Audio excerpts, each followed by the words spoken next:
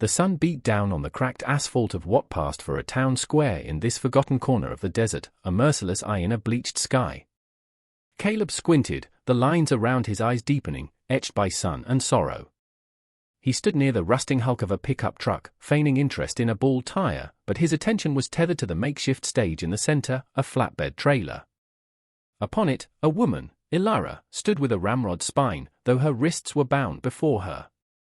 Her dark skin, the very thing the auctioneer, Silas, was lauding with lewd grins and a booming voice, seemed to soak up the hateful glare of the assembled crowd, a mix of rough-looking men and a few hollow-eyed women. Silas, a corpulent man whose sweat-stained shirt clung to his bulk, paced before her, his voice a gravelly rasp that scraped Caleb's nerves raw. Guaranteed exotic, gentleman. Strong, too, despite the delicate features. Perfect for, well, whatever your heart desires. And that skin. Smooth as polished obsidian, a true collector's item. A few chuckles rippled through the crowd. Caleb's hand tightened on the wrench in his pocket, the cold metal a small anchor in the rising tide of disgust.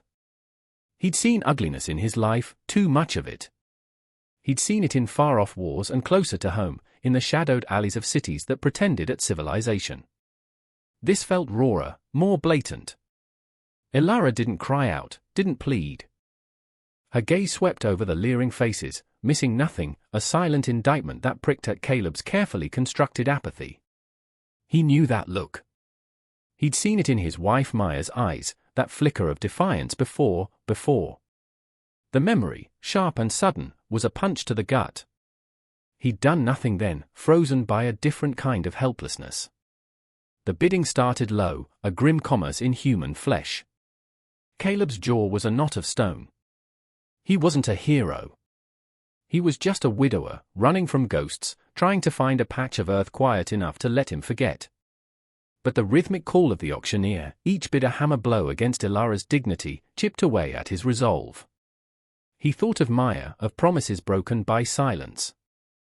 The bids climbed, Silas's voice growing oilier with each increment. 8,000. Do I hear 12? Yes, from the gentleman in the back with the discerning eye. Caleb watched Ilara. A flicker of something, fear, yes, but beneath it, a burning ember of fight, passed across her face as a particularly brutish man raised his hand, a leer splitting his unshaven face. That ember, Caleb knew, would be snuffed out soon if someone didn't act. His own past inaction screamed at him, a silent chorus of regret. He was nobody special, just a man who'd lost his way after losing his world. He had little to his name, just the old truck, a few tools, and a dwindling stash of cash he'd been nursing, hoping to buy a small, forgotten plot of land where the silence might finally be a comfort, not a condemnation. It wasn't much, but it was all he had left of a dream of peace. Silas was about to bring the gavel down, a repurposed crowbar slammed onto a metal drum, going once, going twice. When a voice, rough from disuse but clear in the sudden hush, cut through the oppressive heat. 1,500-inch every head turned. Caleb stood straighter, his hand raised, not high, but decisively. His face was impassive, but his eyes, fixed on Silas, held a cold fire. A murmur went through the crowd. Silas's grin faltered, replaced by a look of surprise, then suspicion. He knew most of the faces here, knew their limits. Caleb was an outsider, a drifter who'd kept to himself these past few weeks, buying only essential supplies. Well, Silas drawled, recovering his composure. A man of hidden depths, it seems. 1,500 from the quiet stranger. A bold move, friend. You got the grit, but you got the green. Caleb didn't flinch. He just nodded slowly, his gaze unwavering. Ilara, for the first time, looked directly at him, her eyes wide, a question mark in their dark depths. He saw not gratitude, not yet, but a raw, startled hope. It was a fragile thing, easily broken. Silas, clearly annoyed at the interruption to his preferred sale, tried to reignite the bidding. 1,500. A paltry sum for such a prize. Do I hear 16? 17. But Caleb's unexpected bid had shifted the atmosphere. The brutish man who'd been so eager now scowled, looking Caleb up and down with open hostility, but he didn't counter. Perhaps it was the quiet intensity in Caleb's eyes, or perhaps the sun was simply beyond his reach. A tense silence stretched, broken only by the distant whine of the wind. "All right then," Silas finally conceded, his voice tight with irritation. "Sold." To the brooding stranger for 1,500 he slammed the crowbar down onto the drum with a clang that echoed Caleb's own thudding heart. Two of Silas's heavies, men with shoulders like boulders and faces like granite, moved towards Ilara. Caleb stepped forward, pulling a worn leather pouch from his jacket. He counted out the bills, mostly small denominations, the sum total of his meager savings, and handed them to Silas, who snatched them with a sneer. "Pleasure doing business with you." The stranger Silas's eyes, however, promised no pleasure, only future trouble. As Caleb turned towards Ilara, one of the heavies roughly untied her hands. She rubbed her chafed wrists, her gaze still fixed on Caleb, searching. He simply nodded towards the edge of the square. "Let's go." His voice was low, almost a whisper, yet it carried an undeniable authority. As they walked away from the flatbed, the crowd parted, their stares a mixture of curiosity and menace. Caleb felt Silas's eyes burning into his back, a silent promise of retribution. He knew this wasn't over. He'd bought a woman, but he'd also bought himself a world of trouble. They reached his old pickup. He opened the passenger door. Ilara hesitated for a moment, then climbed in, her movement stiff but resolute. As Caleb started the engine, the protesting groan of the old motor was a welcome sound, a signal of escape, however temporary. He pulled away from the square, leaving Silas and his cronies watching, their figures shrinking in the dusty rearview mirror. But the sense of being watched, of a net slowly closing, lingered heavy in the air. They drove in silence for miles, the only sounds the rattling of the truck and the sigh of the wind through the cracked window. Caleb kept his eyes on the road, but he was acutely aware of Ilara beside him. She sat straight, her hands clasped in her lap, watching the desolate landscape blur past. He didn't know what to say. "I saved you." Felt arrogant. "Are you okay?" Felt inadequate. Finally, as the sun began to dip towards the jagged horizon, painting the sky in hues of blood orange and bruised purple, she spoke, her voice surprisingly steady, though tinged with weariness. "Why?" Caleb glanced at her. Her dark eyes were fixed on his profile. "Someone had to," he said, the word simple, yet carrying the weight of his past. "That's a lot of money for the someone had to," she observed, a hint of shrewdness in her tone. He didn't reply, focusing on a dirt track that veered off the main road, a barely discernible path leading into the craggy hills. He knew this area, had explored its desolate beauty in his solitary wanderings. He turned onto it, the truck bucking over the uneven terrain. He saw her brace herself, her gaze now scanning their surroundings with a new alertness. It wasn't just Silas's men he was worried about, this land held its own dangers. He pulled up to a dilapidated, single-room adobe hut, half hidden by a rocky outcrop. "We can stay here for the night," he said. "It's not much, but it's sheltered." As they got out, the sudden roar of an engine behind them shattered the evening quiet. Headlights blazed, pinning them against the crumbling wall of the hut. Two vehicles, Silas's distinctive Jeep and another battered truck, skidded to a halt, kicking up clouds of dust. Silas himself emerged from the Jeep, a hunting rifle cradled in his arms, his face a mask of fury. "Thought you could just take my property and disappear, stranger? You owe me more than just cash now. You owe me respect."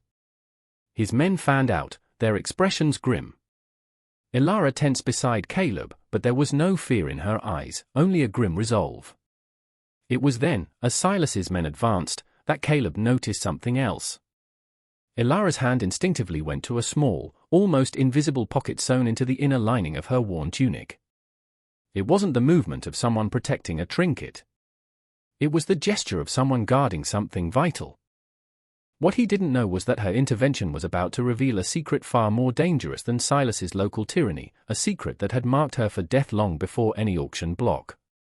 Caleb moved without thinking, shoving Ilara behind him as Silas raised the rifle. "She's not your property, Silas." The deal was done. His voice was dangerously calm.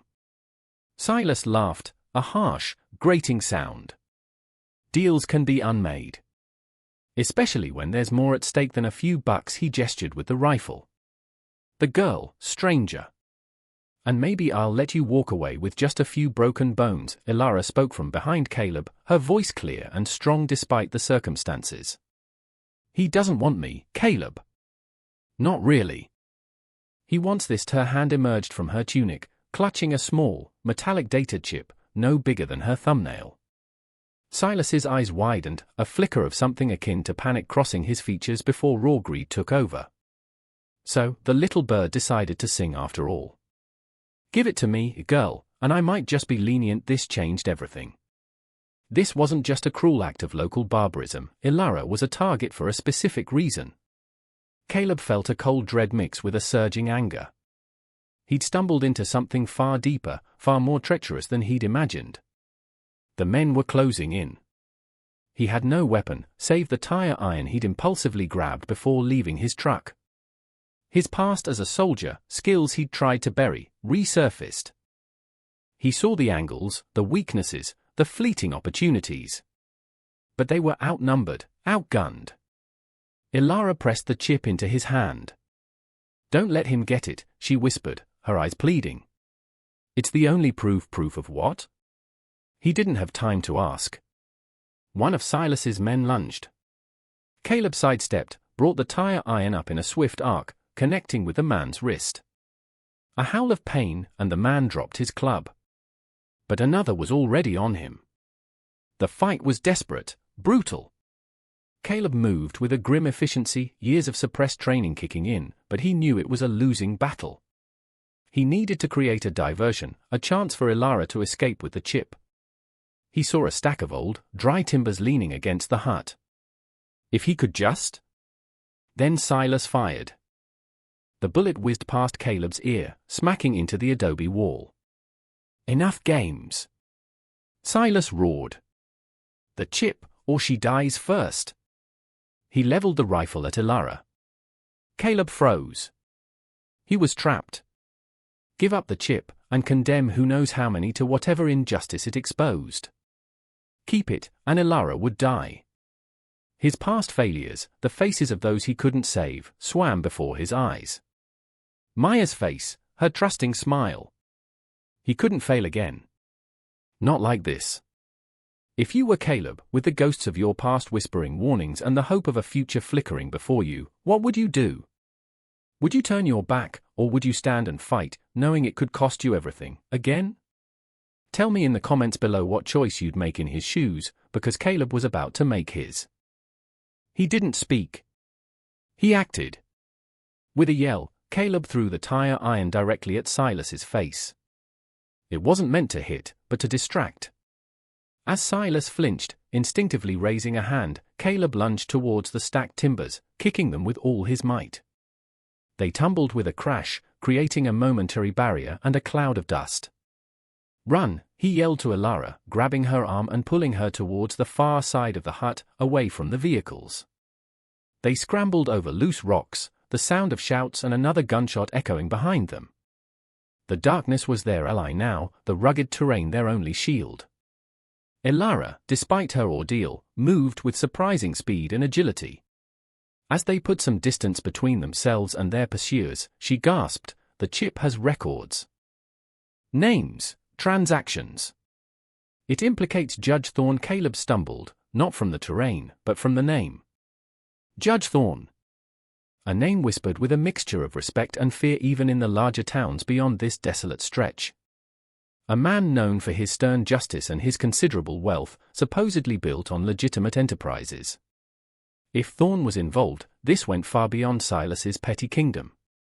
This was a conspiracy that reached into the heart of what passed for law and order in the region. Thorne? Caleb repeated, the implications crashing down on him. His untouchables. Elara shook her head, her breath coming in ragged gasps as they continued to climb higher into the hills. Not if this data gets out. It details his network, how he uses places like Silas's, and people like me for his operations. human trafficking, forced labor for his hidden mines, land grabs. Silas was just a manager, a brutal one. The auction? I think Silas panicked. I'd found the chip, and he needed to get rid of me, make it look like I'd just vanished into the wasteland. The pieces clicked into place.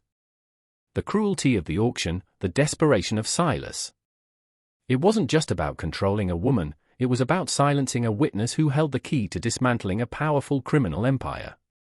Caleb felt a grim satisfaction. He'd bought more than a woman, he'd bought a chance at a reckoning, not just for Elara, but perhaps for the shadows in his own past. Maya had been investigating corruption, rumors of powerful men exploiting the vulnerable, before she was killed in a so-called accident. Could Thorn have been connected? The thought fueled a cold rage within him.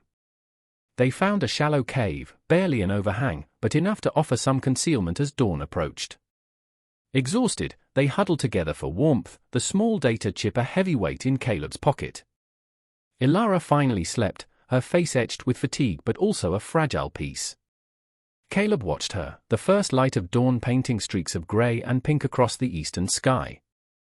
He understood now. This wasn't just about saving one woman, it was about tearing down a system that preyed on the voiceless. But Thorn was a formidable enemy, with resources and influence that dwarfed Silas's thuggery. They were two fugitives with a tiny piece of plastic against a mountain of corruption. As Elara stirred, her eyes met his. "What now?" she asked, her voice barely a whisper. Caleb looked out at the vast, indifferent landscape. "Now," he said, his voice firm, "we fight back. We can't just run. Thorn will never stop hunting you, hunting this chip. We have to expose him." A new resolve settled in him. The weariness was still there, but it was now overlaid with a sense of purpose he hadn't felt since Maya's death. This was a fight he couldn't walk away from, not anymore. His atonement wasn't in finding a quiet place to forget, but in making a stand, here, now. They needed a plan, allies, however unlikely. He thought of the faces in the crowd at the auction, the fear in their eyes. Most were too cowed by Silas, but perhaps not all. There had to be others who suffered under Thorn's invisible yoke. The risk was enormous. If they failed, they wouldn't just die, the truth would die with them, and Thorn's reign of terror would continue unchecked. But the thought of Maya, of the injustice Elara had endured, and the countless unseen victims, hardened his determination. He would not let fear dictate his actions again. The quiet widower was gone, replaced by a man with a singular, dangerous purpose. Their first move was desperate. They needed information, a way to understand Silas's routines, Thorn's connections to this outpost. Caleb knew that direct confrontation was suicide. They circled back towards the settlement under the cover of darkness, moving like ghosts through the familiar yet hostile terrain. Elara proved to be invaluable, her knowledge of the settlement's layout and Silas's habits, gleaned from her terrible captivity, guiding their steps. She pointed out a less guarded supply shed, where they might find food and water. As they cautiously approached, voices murmured from inside Silas's main building, the cantina that served as his headquarters. Light spilled from a grimy window. Peering through a crack, Caleb saw Silas berating one of his men, a younger man named Finn, who Caleb had noticed at the auction, his face more troubled than cruel. Silas was furious, his face flushed. "He can't have just vanished," Thorn called. "He's not happy. He wants results, not excuses. Find them, or I'll feed you to the coyotes myself." Finn flinched but stood his ground more than Caleb expected. "We've searched everywhere, boss." "The hills are big," Silas backhanded him. "Search again. And if you see that stranger, shoot to kill. Thorn wants that chip above all else." After Silas stormed off, Finn lingered, rubbing his jaw, his expression a mixture of resentment and fear. Caleb saw an opening, a flicker of dissent. He motioned for Elara to stay hidden and, taking a calculated risk, circled around to intercept Finn as he exited the cantina, stepping out of the shadows. Finn, the young man, jumped, hand flying to the pistol at his hip. "Whoa, easy," Caleb said, holding his hands up. "I'm not looking for a fight with you." Finn's eyes were wide, caught between fear of Caleb and fear of Silas. You're the one. Silas will kill me if he knows I talked to you. Silas will probably kill you anyway, sooner or later, Caleb stated, his voice even. Or Thorn will. You heard him. You're just a tool to them. Elara chose that moment to step out, her presence surprisingly disarming. Finn, she said softly, we know you're not like the others. We saw your face at that auction. Finn looked from Caleb to Elara, his internal conflict palpable. What do you want? He finally mumbled. Information, Caleb said. About Thorn. When is he coming? How does he operate when he's here? Finn hesitated, then seemed to make a decision. He's coming in 2 days. He meets Silas at the old Kestrel mine, east of here. Supposedly abandoned, but it's where they process things. People. Goods. His voice dropped. The chip Elara has, it's the key to everything. Thorn keeps a duplicate ledger there, a physical one, heavily guarded. He trusts no one, not even Silas, completely. This was more than they could have hoped for. An unexpected ally, a confirmation of the stakes, and a potential target. The Kestrel mine. It was a long shot, but it was their only shot. The Kestrel mine was a scar on the landscape, a gaping maw in the side of a desolate mesa. For 2 days, Caleb and Elara, with hesitant but crucial help from Finn, planned their desperate gamble. Finn, driven by a desire to escape Silas's brutality and a flicker of conscience ignited by Elara's plight, provided them with details, guard rotations, the layout of the mine entrance where Thorn and Silas would meet, and the location of the secondary ledger, Thorn's ultimate backup, hidden in a small office deep within the mine. Their plan was audacious: intercept Thorn during his meeting, use the chaos to retrieve the physical ledger, and somehow get both Elara and the evidence to safety, perhaps to a journalist Maya had once mentioned, someone in the city who wasn't afraid of powerful men. The night of Thorn's arrival was heavy with an approaching storm, the air thick and charged. Caleb and Elara moved under the cover of the turbulent darkness, Finn having created a diversion at the far end of Silas's settlement. They reached the Kestrel mine, the entrance lit by a single, sputtering generator-powered floodlight. 2 guards stood watch, but they were more focused on the expensive black SUV that had just pulled up, from which Judge Thorn himself was emerging, looking immaculate and out of place in his tailored suit amidst the grime. Silas was already there, obsequious and nervous. As Thorn and Silas began their hushed, tense conversation just inside the mine entrance, Caleb gave Elara a nod. This was it. Using a length of rope Finn had misplaced, Caleb scaled a rock face overlooking the entrance, while Elara, armed with a heavy wrench they'd acquired, crept towards a junction box for the generator, the data chip still securely hidden on her person. On Caleb's signal, a sharp whistle mimicking a night bird, Elara slammed the wrench against the junction box. The floodlight died, plunging the mine entrance into momentary chaos. Shouts erupted. Caleb, using the darkness and confusion, rappelled down, landing silently behind the distracted guards. He moved with swift, brutal efficiency, disabling them before they could raise a proper alarm. Inside, Thorn's voice, usually so calm, was sharp with anger. What is the meaning of this, Silas? Get the lights back on. The climax was a maelstrom of shadows and desperate action. Caleb burst into the cavernous opening where Thorn and Silas stood, lit only by the weak beam of Silas's flashlight. Looking for this, Thorn? Caleb's voice echoed, and he held up the small data chip Elara had given him, though the real target was deeper inside. Silas, enraged and terrified, charged with a roar, abandoning Thorn. Caleb met him, not with fists, but with a calculated move that sent the larger man stumbling into a stack of mining equipment, which crashed down, temporarily trapping him. Thorn, however, was already backing away, his eyes like ice chips, his hand reaching inside his jacket.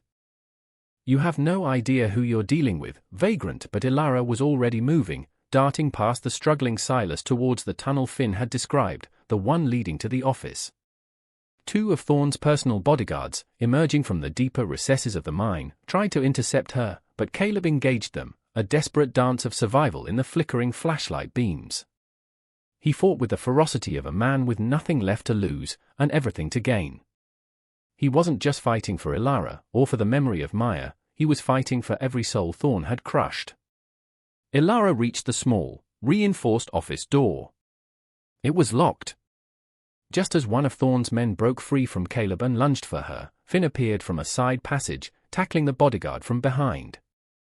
"Go," he yelled to Ilara, "the key is under the loose stone by the door frame." Ilara found it, her fingers fumbling with the lock. Inside, a single lamp illuminated a small desk, and on it, a thick, leather-bound ledger. She grabbed it. As she emerged, ledger in hand, Thorn finally drew his pistol, his composure gone, his face a mask of cold fury. He aimed at Ilara. That ledger will never see the light of day, but before he could fire, a shot rang out, not from Thorn's gun. Silas, having freed himself, stood swaying, a smoking rifle in his hand, a look of bewildered triumph on his face. He hadn't been aiming at Ilara, but at Thorn. The bullet struck Thorn in the shoulder, spinning him around. "No one orders Silas Blackwood around," he bellowed, mad with pain and adrenaline. In that instant of chaos, Caleb disarmed the last bodyguard. The tables had turned. Sirens wailed in the distance. Finn had also managed to make an anonymous call to the state troopers, timing it perfectly. Silas, seeing the approaching lights, tried to flee but stumbled, his own men, now leaderless and terrified, offering no resistance. Thorn, clutching his bleeding shoulder, stared in disbelief as the law he so often manipulated arrived to arrest him, his empire crumbling around him with Ilara holding the irrefutable proof. The dust settled, literally and figuratively, over the Kestrel mine. Judge Thorn, stripped of his veneer of respectability, was taken into custody, the physical ledger clutched tightly in Ilara's hands as she gave her statement to the stunned state troopers. Silas, his reign of terror over, was also arrested, his betrayal of Thorn sealing his fate. Finn, after providing his own testimony, was given a chance to start over, far from the desert that had nearly consumed him. For Caleb and Ilara, the dawn brought not just light, but the quiet promise of a new beginning. The conspiracy Thorn had woven was unraveling, his network exposed, his victims finally given a voice. Caleb watched Ilara as she spoke to the authorities, her voice clear, her dignity restored, her resilience shining brighter than the morning sun. He had confronted his past, not by outrunning it, but by facing a new injustice head-on. The ghosts of Maya still lingered, but now they were accompanied by a sense of peace, of a promise finally kept. The secluded, neglected ranch he'd once dreamed of as a place to hide now seemed like a place to build. He walked over to Ilara as the last of the official vehicles pulled away. "What now?" he asked, echoing her words from what felt like a lifetime ago. She turned to him, a small, genuine smile gracing her lips, a smile that reached her dark, intelligent eyes. "Now," she said, "we find out what peace looks like." He extended his hand, and she took it. Together, they walked away from the mine, leaving behind the shadows and stepping into the uncertain but hopeful light of a shared future. The path ahead wouldn't be easy, but they would walk it together, two survivors who had found redemption not in solitude, but in the courage to connect, to fight, and to hope. Caleb and Ilara chose their path. What choices will you make today? If their story moved you, subscribe for more tales of courage and redemption, and now click on the video on the screen for another story that will grip your soul.